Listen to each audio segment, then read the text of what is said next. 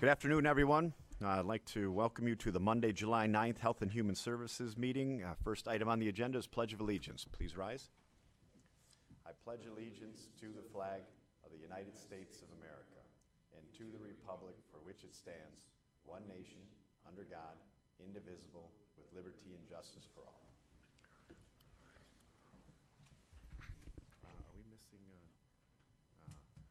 roll call? No, not on HHS. Okay, good. All right, item number 3, adoption of the agenda. I need a motion to adopt by Leonetti, supported by Kraft. Any discussion? Please vote.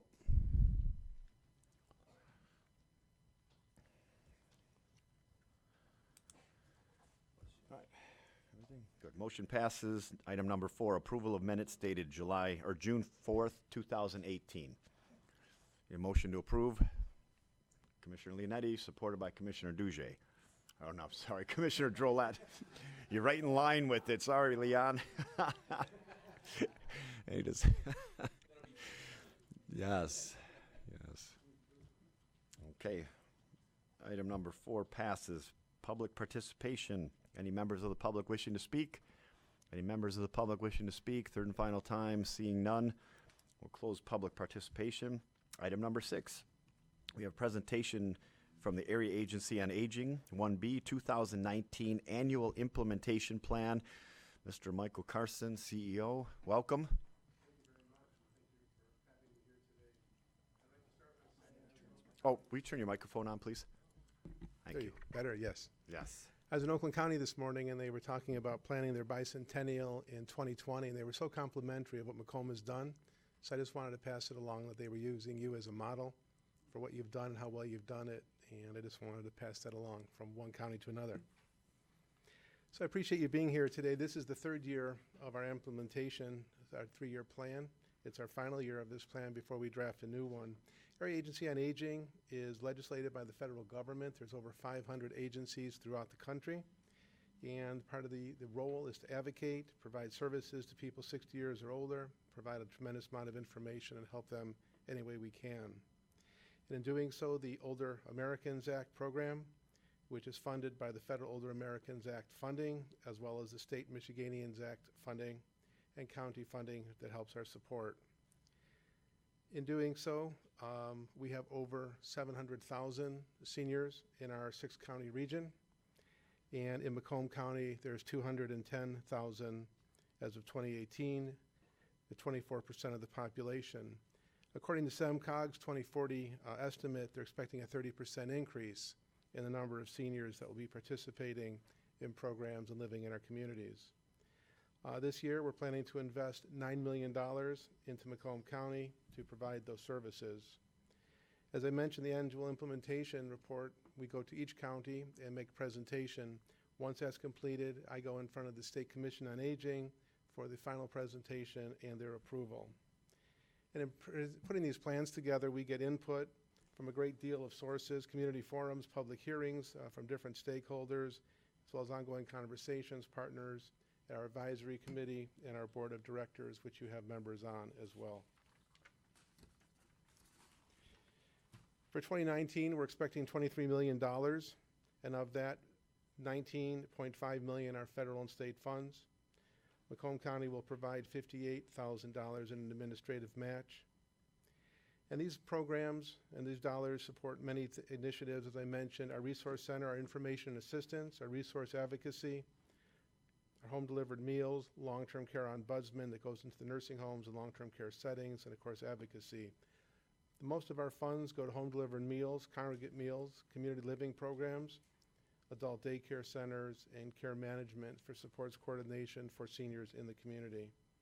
In the multi-year plan, we're growing our wellness programs through training and helping older adults.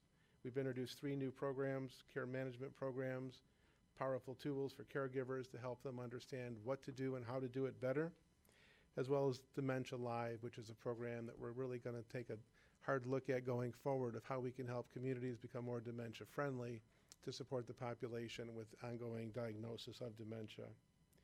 Silver Key Coalition was part of an advocacy effort that brought $3.6 million of additional state dollars. And our region, our 6-county region, will get $1 million of that. So we are also excited because we can use that through other programs as well. For 2019, a couple changes and things that we'll be working on is we're going to increase and start with our nutrition education. It's a one-on-one counseling, and it's for meal prep, setting proper goals, and understanding nutrition's needs and food. Focus mainly on diabetics to start with, because there's such a huge number of diabetes out there, people with diabetes, to make sure they're getting the proper nutrients and their diets are well managed. We're also looking at philanthropy, which is we're really excited about. We just brought someone on board to direct our philanthropy, and we're looking forward to a great growth year for 2019. We've not had any formalized programs, so this will be the first year we'll be looking for additional funds outside our normal course of funding. And then case coordination, a new model of telephonic support, which allows us to serve more people throughout the 6 counties and to make sure we're reaching out and getting services to people. That was a quick overview, but just wanted to let you know what's happening with our annual implementation and looking for questions and support. Can I get a motion to receive and file this first, and then we'll discuss it? Commissioner Brown, supported by Commissioner Carabelli. Question? Commissioner Carabelli, I have you on the speaker list.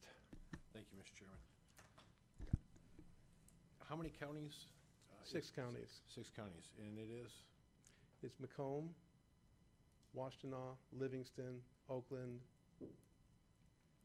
Monroe, Macomb, so I have to do it like in my head, and then St. Clair. Okay. And you had mentioned that Macomb County is getting $9 million of the services? Is that what I heard you say? That is correct. Okay, $9 million. And then you said overall you have $23 million? Correct. So your overall budget is $23 million? For the program that we're here for today, from the Older Americans Act program, yes. For this one particular program? These are dollars that are through the, as I mentioned, it's for the Older Americans Act dollars, which is $23 million. And out of that $23 million, we split it up proportionally by each county. So Macomb would get the $9 million. We have other programs as well. We have an annual budget of just shy of $60 million, but for this program alone that we're required to have public hearing and come in front of county commissions is $23 million. Okay. The next question I have for you is, then you mentioned that there'd be there's an additional $3.6 million you got above the $23 million, I believe, is what you stated. Correct. And $1 million of that will come to each partner. No, the 3.6 was given out to the entire state. Area Agency on Aging 1B for the 6 counties gets $1 million total, and then it's split up accordingly. Okay. I see that you had public hearings. You had 2 of them, Yes. and you had them both in Southfield. Yes, we did. And you had 23 people show up the first time and 7 people show up the second time for a total of 30 people. Correct. And later on in the report, I read that you're going to make changes according to what your feedback was from those 30 people. What I mentioned was as we put our plans together, we have many different sources. That's one source that we get feedback from our plans. Usually vendors come out, and vendors will talk about what their challenges are and what they need. Then we have our other people that we have contracts with that do Meals on Wheels and other programs. They'll come out and provide feedback. Sometimes we get people from the community, but not that often. Okay, the last question I have for you, duplication of services that you provide that are being provided possibly by other agencies in each one of these counties.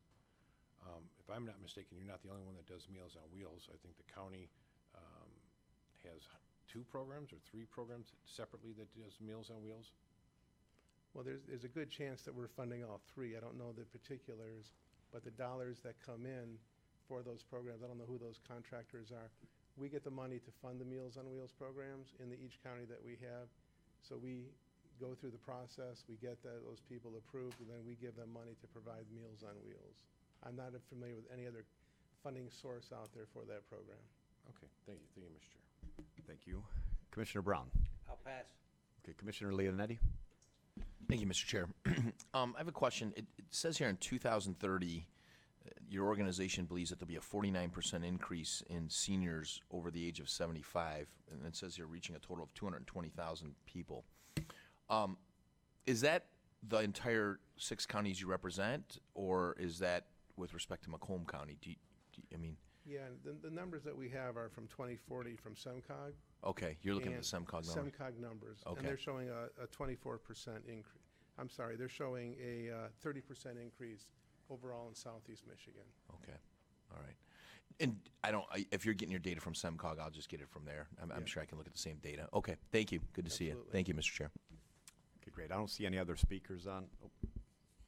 I still don't see Commissioner Sorry. Majek. Yeah, just a question here. I was looking, it said your funding from the state government and federal government has been increasing for this program. Is that correct? Correct. What has been the trend with that over the last couple years, with? The last couple of years, there's been a decrease in funding. The Trump administration passed some legislation that gave us additional dollars. We know those dollars are there this year and most likely next year. We don't know the future of those dollars going forward. But we are, through this program, we are mandated to spend every dollar that comes back, that comes through our program. Okay. So there's nothing that we keep. All these dollars are pass-through funds. Okay, so you've seen an increase in federal dollars. What about the state level government? State government, yeah, we have seen some increase, but most of the dollars come from the federal level. But again, they've increased it through the Silver Key Coalition, which raised a $3.6 million, and that's through advocacy and working with the state government. As I mentioned before, that we got $1 million to the agency split up for the 6 counties that we represent. If a recession happens, does that affect federal dollars coming in at all? It could, It could? absolutely, and it really, it's such a political animal of what they do in Washington with that. If there is a recession, the one thing that we are having a problem with is caregivers. There's a shortage of caregivers, and as the population increases and there's less people in Gen X and the millennials are really not there yet, there's a shortage of caregivers, especially at some of the rates that are being paid. This program, we've increased our rates to $20 an hour, or we call them units of 15 minutes of $5 to try to increase and make it a little more appealing.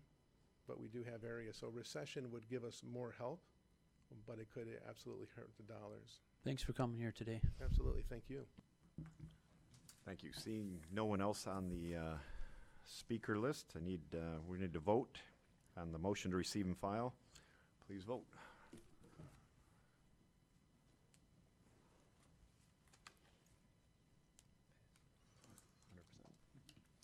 Okay, motion passes. What do we have here? 9? 8? Thank you very much. There you go, 9-0. Item 7, resolution adopting the Area Agencies on Aging 1B's 2019 Annual Implementation Plan. It's a resolution 18-1748. Need a motion to recommend to the full board. Commissioner Toko, supported by Commissioner Leonetti. Please vote.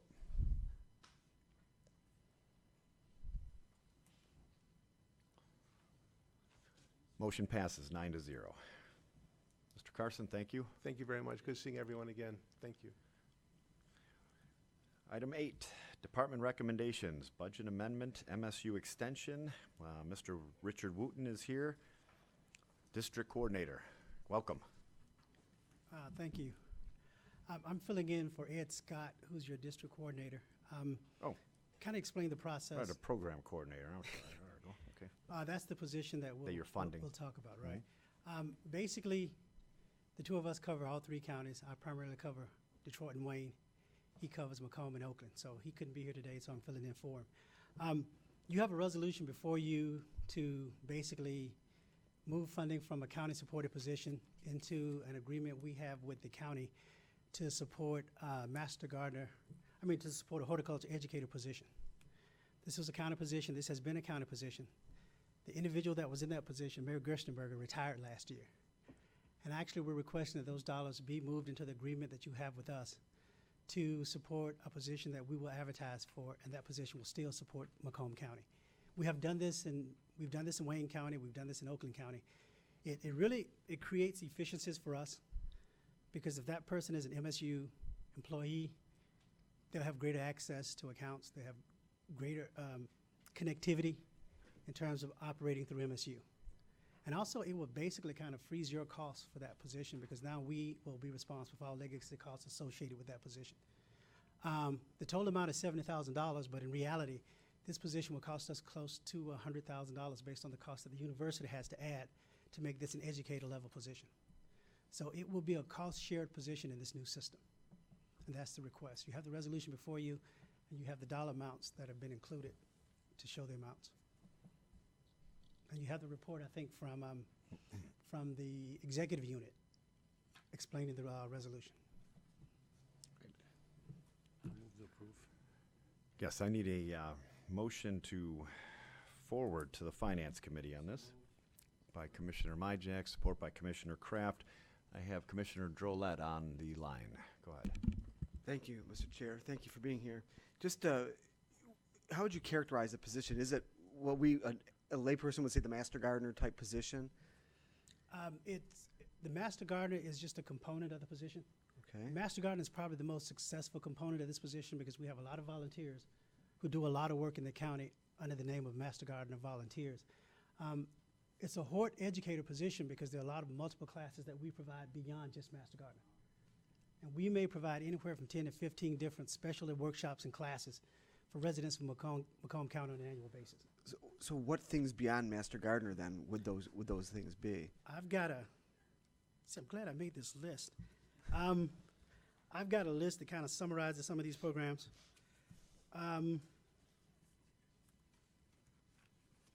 Examples include understanding groundwater, fall weather gardening, growing vegetables, basic backyard composting, growing herbs, wonderful worms. These are all workshops and trainings that we provide to residents. So it's anything related to horticulture beyond master gardener. Okay. And so currently that position is being funded by the county. Yes. And then what you're asking us to do is transfer the position to MSU Extension, transfer $70,000 from the budget to that position, and then you guys would essentially manage that position. Absolutely, yes. Okay. Thank you very much. Okay. Thank you, Commissioner. Commissioner Brown. I'm good, thanks. Sure. I'm in demand. All right, I don't see any other speakers on here. We have a motion to forward to Finance. Please vote.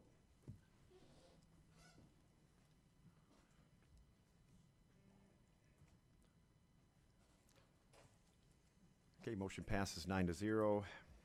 Item 8B. Thank you. Thank you. Mr. Wooten, item 8B, Macomb Community Action Cost Allocation Plan. Ms. Tanya Newman, or no? Oh, Steve's here, okay. Good afternoon, Commissioners. Good afternoon.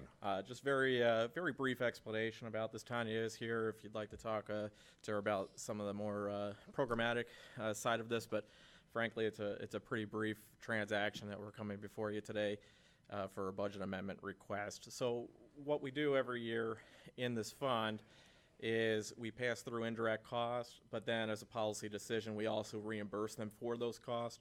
We do that so that the general ledger reflects the true cost of these programs. And so what you're looking at, to give you the long version of it, when I looked at the agenda item this morning, you see the general fund, which is going to see increased funding of $300,000 as a result of this. Then you're seeing the indirect cost allocation charge increasing MCA's cost by $300,000 as well. But the other end of that is that there's going to be a transfer out from the general fund to MCA to cover that. So it's a net effect of 0 on the general fund and a net effect of 0 on MCA. So we're respectfully asking that you approve this budget amendment so that we can approve this. And as further detail into why this is coming before you, the cost allocation plan was finalized on December 20th. Last year, as you know, you approved the budget with the original numbers in it based off of an estimate, and that was done in November of 2017. So that's why we're here today. Okay. First, I need a motion to forward this to the Finance Committee. Commissioner Leonetti, supported by Commissioner Sauger. Now, I don't have any speakers on this, so there's your last chance. Please vote.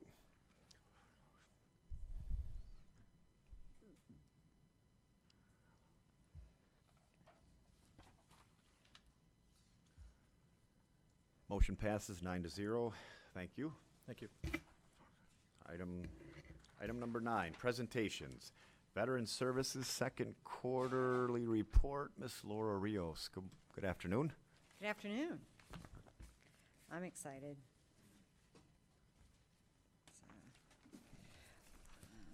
I did attach a couple documents to the quarterly report, so I believe you all have some of our stats from our tax program. I put that in my quarterly report because I volunteer and run that program for Macomb Community Action. And, well, it's under veterans, but I do it over at Macomb Community Action with a partnership. And then the other stats was our portal of service, which we're calling Matrix. And we, just to summarize, I have a better summary. You have a detailed report of the Matrix statistics, basically. And let me just get my summary sheet out. Here we go. So I have a nice summary. So to summarize, we went live on Thursday, July 5th. So we did a soft launch. What that means is our agencies started to use it. Our kiosk now don't have the cover. We have our posters up, but we have not put it on our website yet. So we're asking, I sent a press release to Mark Hackle's office upstairs to see if they want to do an official press release and go that route first. And then once we have that press release, then we'll put it on the county website, probably on the main county website as a link. If you need resources, click here. So we did 4 test areas, 4 different events where we showed up with our little tablets and paper copies and checked with clientele to see if they needed some help. We did Head Start sign up, which was in May, and that was right here in the Vaculin building, and we had 27 people. And then we did May 29th, we did the food pantry, and it was right after Memorial Day weekend, so we knew the food pantry was going to be busy, and it was at Mount Clemens, Macomb Community Actions Food Pantry, and then at the Family Resource Center. And then June 12th, we did the Senior Fun Fest.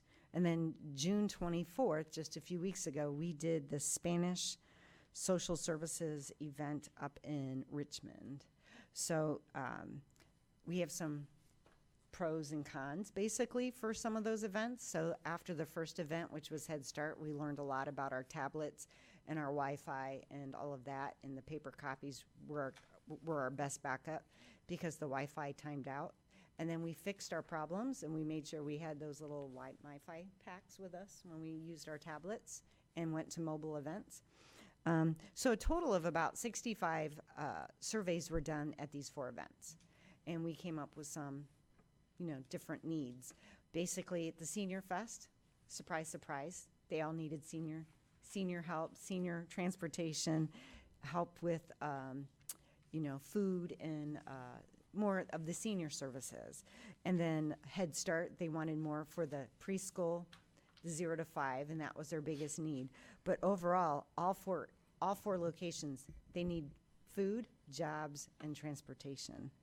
So, but now that it's launching live, everybody's checking their, at our end, it sends us emails. So it sends the different agencies the emails. So once someone fills out the survey, it sends us the email. So we check that every day to respond to their inquiries. Okay? So that's an update on the portal. I did provide some statistics on our tax program over in the right-hand side on the quarterly accomplishments. Those federal and state numbers are actual dollars. So that's in dollars. I forgot to put the dollar symbol in front, sorry. But, and some just other things to note was, thank you for approving my 2 new hires because we already hired 1. We replaced a vacancy, and we're posting, the other one is posted right now. So within a few weeks, we should have our 2nd new hire this month.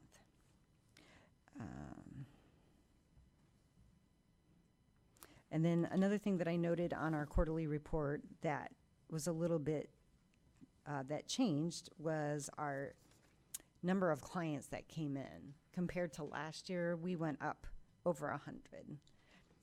So if you look to the year to date, even on how many claims received, we went up a couple hundred, and how many people are trafficking our office have went up. So we're seeing more clients, which is our goal, to find the veterans. Does anybody have any questions? Second here. First, I need a motion to receive and file this report. Moved by Carabelli, supported by Sauger. Now, Commissioner Drollet. Thank you, Mr. Chair. And thanks for your report. I appreciate it very much. Out of curiosity, does the portal capture the information about the individual participating and the specific need they have, or is it more of a tool to gauge broader needs in a survey type format? In other words, if I fill it out, I'm at one of the events, and I say I need housing or something, do we as a county then know that Leon Drollet needs housing, or does it just tell us that there's a need for housing? No, I get an email saying Leon needs housing. Okay. So the information I'm providing you doesn't have the names of the customers that filled out, Right. you know, to you keep do that know who they- private. But no, I can actually log into the system and see every name of every person that actually filled out the survey. And the other private information that's given is just either their address or their phone number, or their email, because they choose how they want their response. Gotcha. So not everybody gives us a phone number to call, so we have to email them the information, or we have to mail them the information. So, but I do get their name and their phone number. Okay. So the 4 events that you've done so far were sort of a test the system It kind of a is. thing. It was. Do you have any idea how many events you might be able to do in the next year? Is there a way of anticipating or Well, we're going live, so we have 7 kiosks now around the county that are up, that are in our county buildings right now. So those are available for people to walk up to and fill out if they need resources. The other agencies that are participating actually have it, like Michigan Works, they have it as kind of like a icon on their computer. So when people come in to Michigan Works to set up and ask to do a resume or to do something, they click on that and they can fill it out right there. So they don't have the kiosk, they have the icon. Okay, so basically the desktop version. we've got 7 kiosks, but you're also going out to events, I assume. We are Right. going to events. We have tablets where we can actually go to events But- and reach out to And events. do you have an idea of how many events you think the department might be going to in the next year? That I don't know. Okay. I honestly don't know, because we are able to go to as many events as possible Right. that we're welcome to go to. So anybody who asks me to come to set up a table, I can bring those kiosks with me. I mean, I can bring the tablets with me. Okay. So anybody who, I mean, it's any tabling event. So I mean, if you have an event, I can bring them because they're tablets. I Gotcha. just have to have them charged. Okay. Thank you very So, much. Thank you, Mr. Chair. Okay, I don't see any other speakers. Laura, 2 things. And this is for the board. We are going to be interviewing this Thursday for a reappointment for the Veterans Committee. Oh, So, this yeah. Thursday? I Yes. wasn't aware of that. yeah, GovOps, I think it's this Thursday. So there's one vacancy, there's one- one up for renewal? Yes. Is that Don's position? I think the one who's. You're who's- supposed to know this stuff. Yeah, I Sorry. believe it's Don's. Okay. I think it so is. Yes, I'm going to agree Don. with you. That is Don's. Martindale. And also, would you please send us that press release, because we have a bunch of separate sites that we'll be happy to send that out on. And then we have a motion to receive and file and no other speakers, so please vote.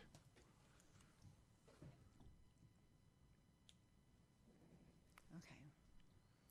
Do you know how many applications you received? I believe just the application for reappointment on this Oh, one. good. Okay. Great.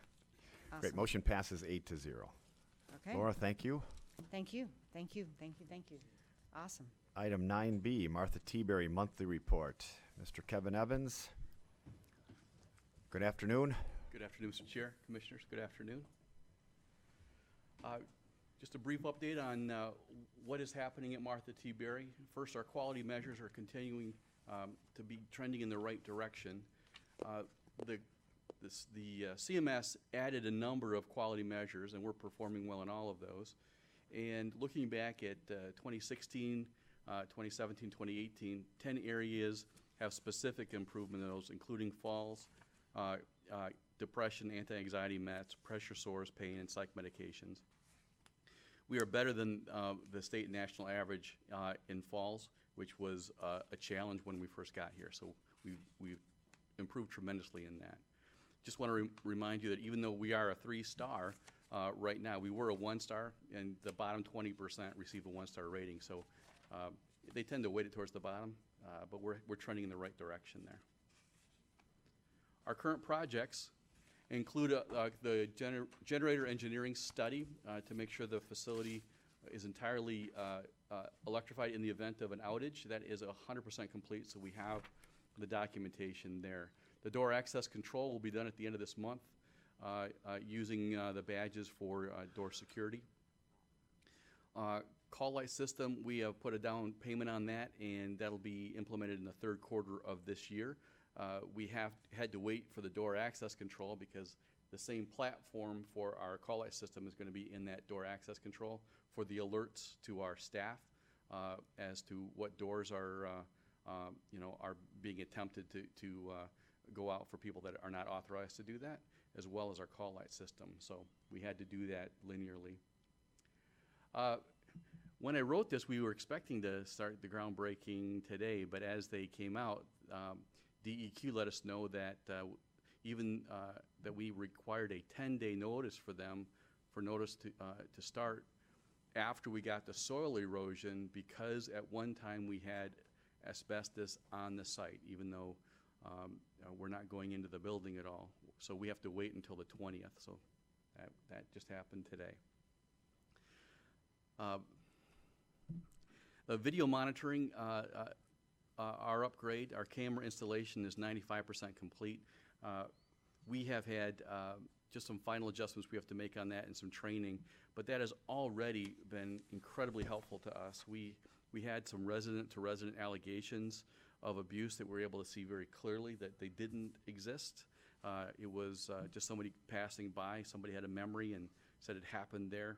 We were able to show that. We were actually able to help a staff member as well who said, really, I wasn't gaming the system, I just forgot to punch in, because we say if you don't punch in, you have to see your supervisor.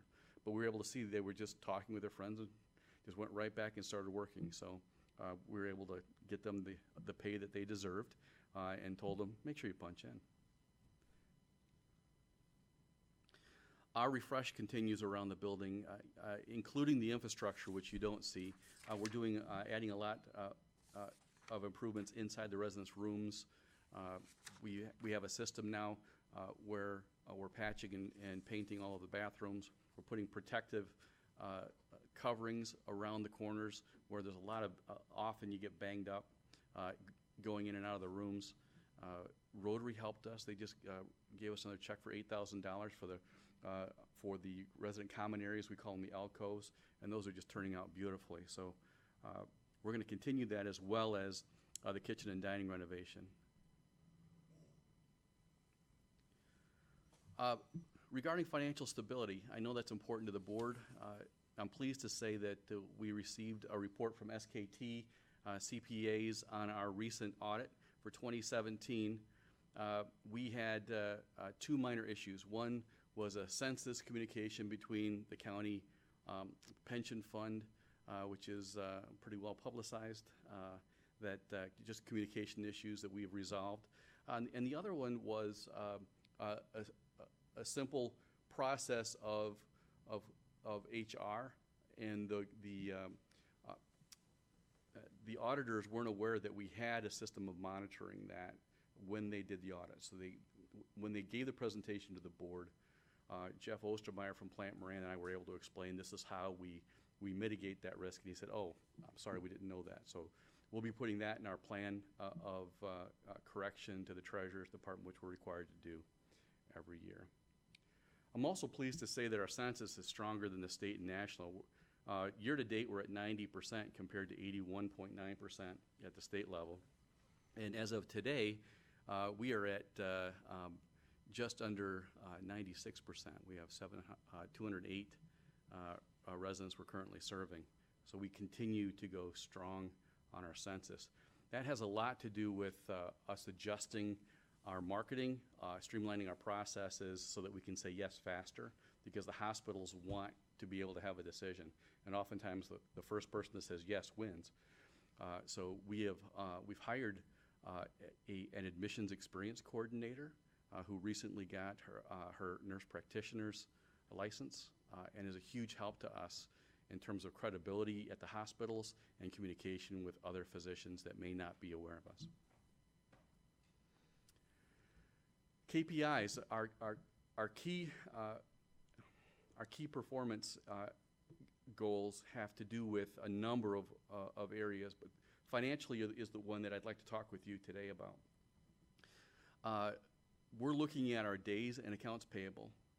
We have a benchmark of 20, and what that means is we want to be able to be a good consumer. We want to be a good partner to all of the community that provides services to us. We are currently at 8.2, and we're down from 26 in 2016, so that's a significant improvement. We are now doing weekly check runs, which does a number of things. It helps us take advantage of quick prompt pay discounts, and it also lets our department heads know exactly what expenses they have in their area every week. So it's helping us in a couple of different ways. Days and accounts receivable, that's a pretty large challenge for us because as times get tighter for many people, especially older Americans, they tend not to understand how the complex system of care and reimbursement work. So when I first got there, our days and accounts receivable was over 2 months, 62 days. Our benchmark for what actually Plant Moran considers a healthy facility that everything's going beautifully is 44. We're at 52 now, which is significantly down from the 2016, but we still have a ways to go. We're having a better process on our contracts, so we don't have to write off as much, and we also have found that when we get there early, oftentimes they tend to pay early. If we get there later, it becomes too big, they get overwhelmed, and then we have to send them to collections. So we're being a lot more aggressive with our people saying, hey, just take care of your loved one. This is the agreement. Do you have any concerns? We're doing a lot of high touch and high tech. So we're making a lot of phone calls if they get over 30 days. We're also sending it certified so that we know. In some cases, we have people saying, look, I'm protecting my inheritance. And then we have to call Adult Protective Services because they're not caring for their loved one. In one case, they didn't want to buy dentures for their mom. You can't do that. I also want to make you aware of days cash on hand. The benchmark that you see on the report is 127 days. And I pulled that from an investment firm who does bond rating for healthcare facilities and hospitals primarily. That's a stretch goal for a skilled nursing home because of the narrow margins. You see that we got to a high of 116 in 2016, but the reason we were there was because we get that huge influx of cash from the certified public expenditure that we are now investing in the facility itself. We're going to be spending about $7 million over the next 5 years into infrastructure and capital improvements. So you're going to see the days cash on hand dwindling because we still are handling legacy costs right now of over $3 million in terms of pension and OPEB and just to keep the doors open. And we also have a bond that we're paying off that'll be done in about 4 years. So we're going to be working to that, but I do expect our cash on hand to be diminishing as we improve these other areas, but I expect that we'll get it probably down to around 45 or 50 days by the time we're done. Just wanted you to be aware of that, not surprised when you say, where's the cash going? It's going right back in the building. Okay. And that's all I have for you today. Commissioners, I need a motion to receive and file. Commissioner Carabelli, supported by Commissioner Toko. Please vote. Oh, I'm sorry. Well, yeah, let's vote on it and then we'll talk about it. You want to talk? Go ahead. Well, Commissioner Drollet, you're up first. Sorry. Thank you, Mr. Chair. Mine's going to be quick. I know you had stated before that we used to be a one-star facility, and now you mentioned that we're at 3 stars. How long ago was it that we were at the 1-star level? Well, the quality measures are one component of the overall star rating. Unfortunately, we're still a 1-star because of our healthcare surveys that come in. I But see. the quality measures as a component of that is a 3-star. That used to be 1-star in 2016. We moved it to 2-star in 2017. We're 3-star for 2018. How many components are there in the assessment? There is the survey process. Uh-huh. There is payroll-based journaling, which we send actually our hard copy of what we pay people, how many hours by so department. That's So that's two. staffing. Okay. And staffing actually is developed into two subcomponents, which I don't want to get into, but essentially it's You the can just second give me a number. one. All right. And then it's the quality measures, Okay. which are the assessments that are performed by the interdisciplinary teams that we look at the complexity of So is that, are we at 3 then components right now, or 4 that go into the total assessment? 3 overall that give you the 4th of overall. Okay, rating. so there are 3 total, Yes. and then it averages out to the total rating, and we're at one of them we're at 3 stars, Yes. and at the others we're still at 1 star. The staffing, we're at 4 stars. Oh, how is our average only 1 star if we're at 3? Because of the weighting. Oh, the weighting of it. Yes. So where is our 1 star? What category does that fall? The 1 star on survey. Okay, Mhm. so we have not good survey results. That's correct. Okay, thank you very much for that explanation. Appreciate it. Commissioner Carabelli. Real quick, are you using 2016 figures because 2017 aren't available yet? No, I was just using it because that's how long I've been here. So I just wanted to talk about quality over time is important to measure that way. So Next question I have, real simple. When you start paying your bills a little bit quicker, you have less cash on hand. That's just how it works. My question for you, to confuse me, when you talked about the settlement dollars, we're talking about cash on hand. That settlement dollars is something separate, which is going to be used for your infrastructure, your improvements to the facility. And your operating cash on hand is, the way I look at it in business, my operating cash on hand is what I'm taking in, what I'm spending, okay? And when you said because of spending on the facility and the projects, your cash on hand's going down, that's alarming to me, because then we got a major problem. You understand what I'm saying? You have, not entirely. I okay, think I let me put it understand to you what you're this way. saying. You're selling a service. You get X amount of dollars for that service. Mhm. I have to have a capital to keep it going while I'm waiting the checks to come in and to pay them out. Now, when you're paying your checks less than 90 days and you got it down to 52 days, right? And benchmark is 44 and you were at high as 62. Oh, that's our receivables right Okay, there. or So your payables, which is. payables were down to about 8. Okay, so you're paying down quicker, so you're as soon as you're getting the money and you're paying off your bills. Not a bad thing. Your vendors are probably pretty tickled pink on it, and hopefully you're getting a good or good discount on that. With that said, that's my operating expense. That's my cash on hand of what I anticipate taking in, what I'm processing, what I'm paying. That's cash on hand. This pile over here is for my capital improvements. I need to put a new roof. I need to build a kitchen. I need to do this. That's a separate pot of money. And when you said because you're spending down, your cash on hand is dropping, I'm confused, because you got to be able to finance you got to be able to operate yourself in a business plan on what you're taking in and what you're spending. Sure. No, I understand the confusion there. We don't have a sinking fund, Commissioner Carabelli, which is what you're referring to as separate pots of money. We don't have that. We have an operating fund.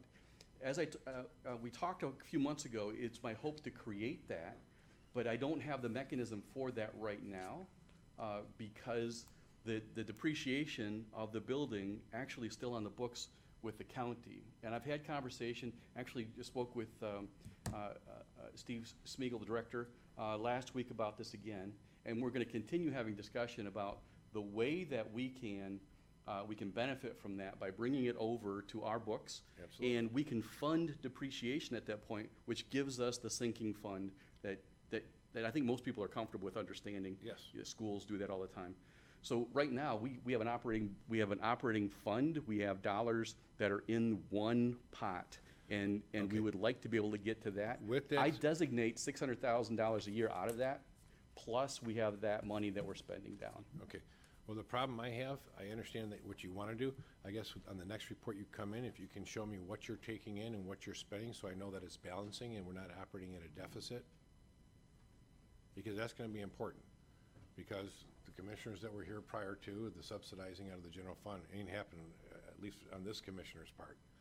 So the bigger picture, long-term, Sure. I need to say X amount of beds minimum, this is our cost for operations, not including your sinking fund, that's gotta be factored in a percentage on what you're taking in, and if that helps you with the county letting you take that depreciation, listen, I get it. But right now, looking at it, cash on hand is down because of what we're doing as far as improvements. Well, then when we're done with those improvements, we spend all that money, and cash on hand is never gonna be built back up other than what you're servicing. No, that was not my intention, so I apologize for the confusion of that. What I hear you saying is next time you'd like to look at my EBITDA, Yep, earnings before interest, taxes, depreciation, be happy to do that and show you that we're in great shape. okay. But our What we're cash- taking in, Yeah, we are taking in more, but I also have all those legacy costs and depreciation that And I'm I doing get that. that's hitting us on that. So, yeah, I'll be happy to show that next one. thank you, Mr. Chairman. Thank you, Commissioner. And now, maybe I'm wrong, but I'm looking at kind of like our general fund. Here, we're losing general fund money because we're putting more money right now into capital projects, and as soon as those capital projects are done, our general fund will come back. And that's how I see this. That's how I saw it. Point of So, information, you am I are missing correct. something?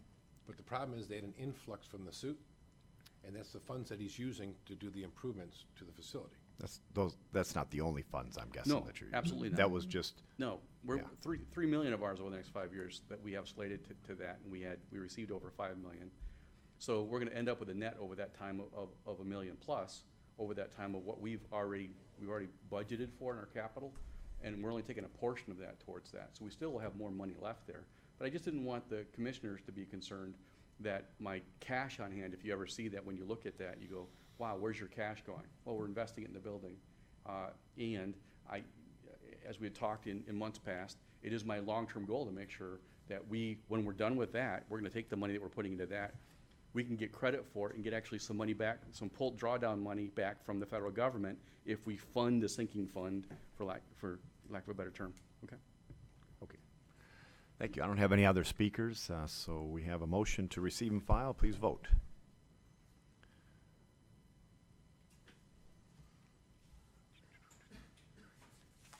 Okay, motion passes 8-0.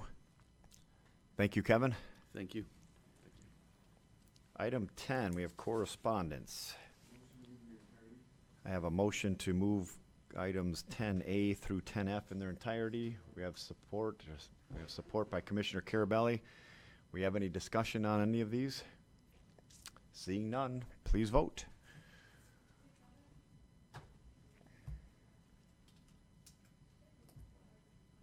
We have enough. We have 7. Okay, motion passes 7-0. Item 11, new business. Any new business? Commissioners, we were informed today that we have a new LR director appointment. We have appointment confirmation materials in the system and sent emails, so you might want to look at those. I believe it's a superintendent from Centerline Schools who was given this position, and we're going to be approving that hopefully coming up soon, so please take a look at it. Other than that, I don't have anything for you now. Anybody else? Okay, we're closing new business. Moving to public participation. Seeing no one from the public here, we're going to move to adjournment. Commissioner Drolet, supported by Commissioner Leonetti. Please vote.